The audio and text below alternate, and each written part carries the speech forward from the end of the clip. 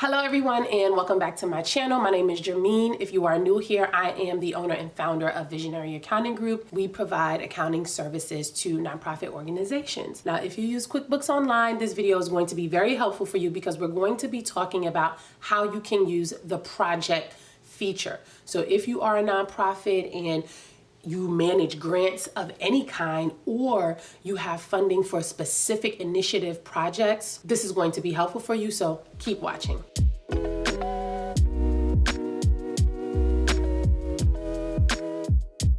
So when you first start using a tool, software, system, it's really good to get familiar with the different features of said system. And so we're not going to get into all the features, but today we're going to be specifically talking about projects. And now typically you see me, I'm like a talking head in my videos, but today I'm actually going to be taking you behind the scenes and sharing my screen. And so I have the computer here because there's some specific things that I want to make sure that we cover. With projects in QuickBooks Online, we use them specifically if you have a traditional grant or a reimbursable grant where you're trying to track or manage expenses against said grant, or if there's a specific project. We recently had a client who is revamping their space. They provide breastfeeding and like lactation support services to moms. As such, they have an actual facility and they receive funding for that facility, and so that the people that they serve can actually come take classes, workshops, trainings. And so something like that where they're now revamping that space and doing construction and designing, we would consider that an initiative, a specific purpose, right? They're revamping that space. That's a good example of what we would use like the project feature for, because they're receiving funding for that specific initiative. And also, as such, we need to know what spend or what they've spent against said funding. And in some cases, sometimes you haven't even received the money yet, right? It's like, I'm spending, it's for the specific initiative. You know, where am I, right? How much money do I need to raise? You know, how much money do I need to go out there and garner to be able to cover, you know, what I've spent thus far? So that's just an example of that. And so, but then you also have like a traditional grant, right, that you may want to track expenses against. You also may have a reimbursable grant, right, where you have to spend first, kind of mentioned that, where you have to like spend first, invoice, then said funder to then receive your money back. And so you might want a specific place where you can pull down on this information.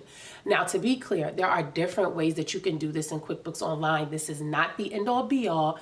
I'm just telling you one of the ways, right? A lot of times, I know you hate this answer, but what you do and how you do it really does depend, right, on the specifics around it. And so we're going to kind of keep going with the renovation project as the example here. And so I'm going to take you guys into my QuickBooks Online test project to kind of show you how we would set it up, how we would track expenses for the specific renovation project, and then how we pull down a report if we needed to. And then we'll close out. And so let's get on the screen. As you can see, there's a project section here.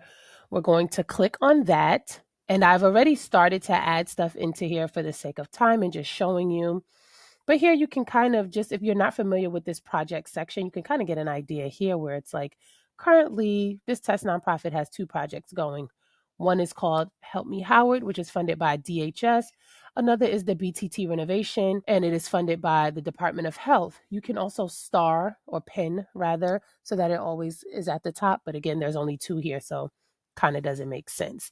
Now, first, I'm going to show you how we even got that here. So if you go to new project, here's where you indicate the project name. That's where we indicated BTT renovation. Customer, this is your funder, to the person or the corporation, the sponsor, whoever it is that's funding the project.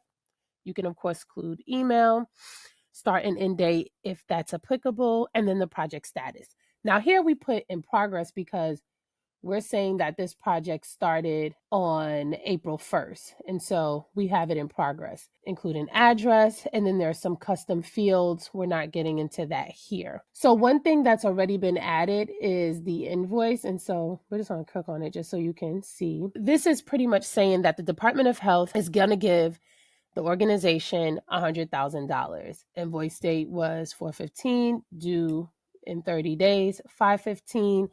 If we want to go off for real time, it is September 3rd at the time of filming. So technically, they are late, they owe. Something else I want to point out here is that this is with donor restrictions because The Department of Health has told this test nonprofit that the $100,000 that they are giving them is specifically for the BTT renovation, which is why you see that here.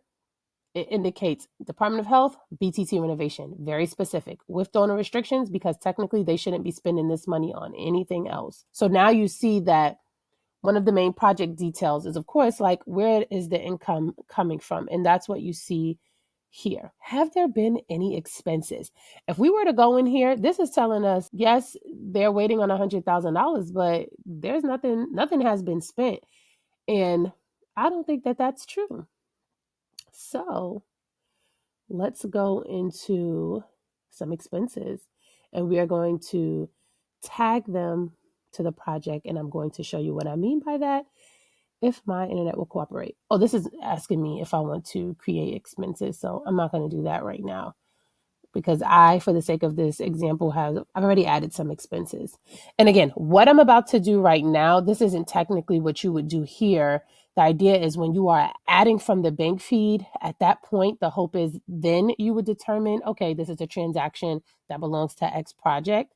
The only reason that I'm doing it this way is for this example, and it's because I have already added these specific transactions. We're going to just say this year to last month, because I randomly put these expenses. Okay, y'all. This expense belongs to the project, but you see, it has not been assigned to the project.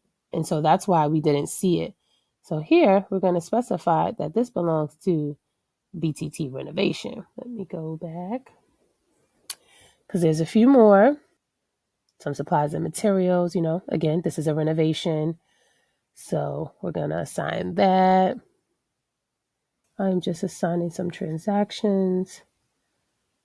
We'll do one more. Oh, look at that interior design. We can't forget about the interior design. So, all right, that's all we're going to do for now. Just a couple of expenses, because again, this is just to show you what it looks like. So now, if we were to go back to that project section, look at that. Income of $100,000. You can see here too, it gives you a little bit of profit margin, but it also shows that there has been some spending against this grant. And if we want to go into the details, we can do that. So you see here, we see, okay, this grant, $100,000, but then we can also see there's contract and professional fees, there's some repairs and maintenance, some supplies, some furniture, non-cap. And the reason I specify non-cap is because furniture is considered an asset. And so if it is above the capitalization threshold, then technically it would not show up on the P&L, on your statement of activities. It would show up on the balance sheet because you would expense it over time. But for the sake of this example, we're going to pretend that the expense is below whatever the organization's capitalization threshold is. Thus, we are expensing in the current period. And so this shows the profit, right? Like, what else is left to spend? We're assuming, right, that this is a real project. And imagine if you wanted to determine, your forecasting, that you have a lot more renovations to do. And let's say you come in here and you have $150,000 worth of renovations left, not including this. Right here, this tells us that you don't even have enough money to cover it, right? So that might tell you, okay, I need to fundraise, or I need to see if maybe they will increase the grant amount. But having this level of information really is meant to assist with making decisions. You have some different types of reports.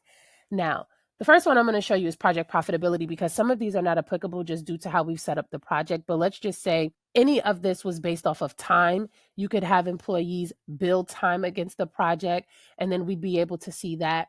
If we had a budget for this particular project, that's where here you'd be able to compare the actuals, how much was really spent against what we estimated that we would spend. But the one that I'm going to mainly show you now is the project profitability, which is just a little bit more detail. And to be honest, and this is why I tell you, like, some of these things are really not complicated. This really is like a P&L before the project. And it's just showing you in a different way than what we saw on the other screen, is like, how much money did we receive for this project and what did we spend and what's the net? So you see that $79K is the same as in that other screen. This is just showing it to you differently. Here, if you wanted to see it in, list view, right, you'd be able to see, okay, for the life of the project, what all happened, right? Every deposit, every amount, given, owed, whatever it is, every amount spent. Here we can clearly see like they are overdue by months. Have we followed up? What's going on with this?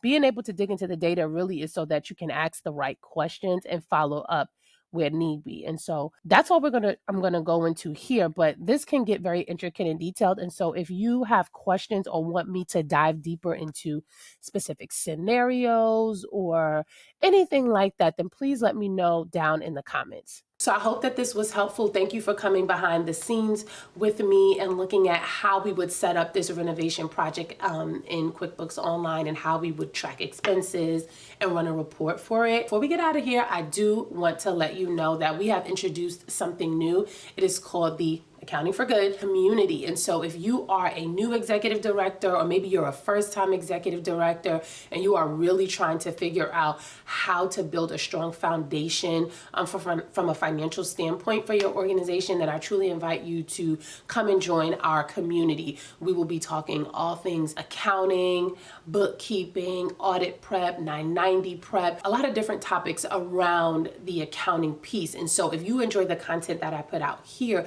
then you will love the community because you can get some specific insights, ask specific questions as it relates to your organization. And so if that resonates with you, come join us over there.